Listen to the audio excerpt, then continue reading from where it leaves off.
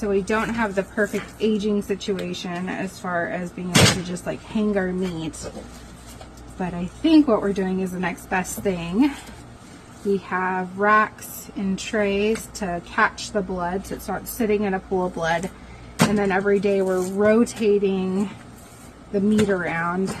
That way it all kind of gets air and doesn't set in one spot for too long until we can get it packaged and frozen, if that makes sense. Here. It's heavy. Somebody else asked how often we eat it. We are carnivores around here, so we eat a lot of meat. Once a day, we'll have jerky, or we'll have a meat stick, or we'll have it for dinner. I'll make like a roast and we'll eat that for lunch with like potatoes, and then maybe for dinner I'll throw it into tacos. So that being said, we eat a lot of meat. You know, we switch it up with some fish that we've caught or some chicken that we've killed. So that being said,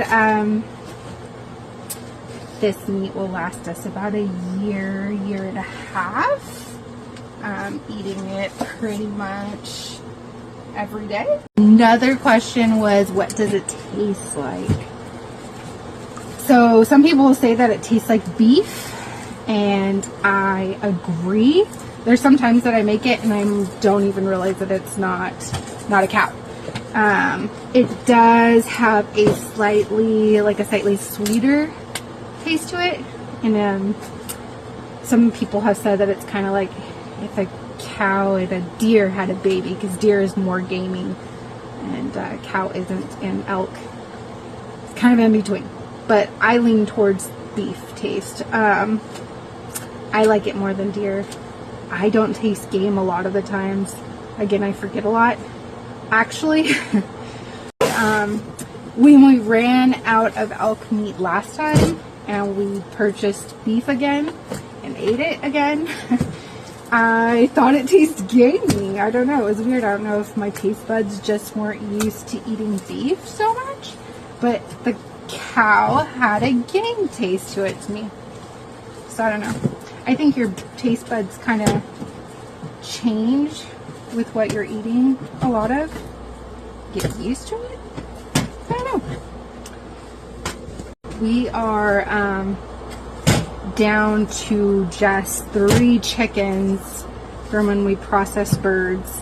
I didn't mention it before, but we actually lost a hen. There was an incident where she got trapped under a fence that fell on her. She was still alive, but she was suffering. So we processed her. And then we have the Roo, the infamous Roo, or the famous Roo. He's pretty famous. That tortured all of us. He was processed. And then we have the meat birds that we processed. And we are down to 3 out of all of that. So we need to do more meat birds next time. This year was just kind of a trial run to see what we want to do going forward. And we have a lot of trout from the summer from fishing. So we're just going to be rotating elk and chicken and fish. Somebody asked, what is silver skin? So this is like this. Some white in there. That is the silver skin. And sometimes when you chase the rabbit down the hole, it changes completely your cut of meat. So if I had left that in there, it probably would have been something chewy, or stuff like this can actually give off that gamey, wild taste that some people don't like. We don't necessarily not like it, but it definitely is a stronger taste. And that is good meat right there. So I go through and I'm just gonna strip it from that silver skin and keep that for the ground.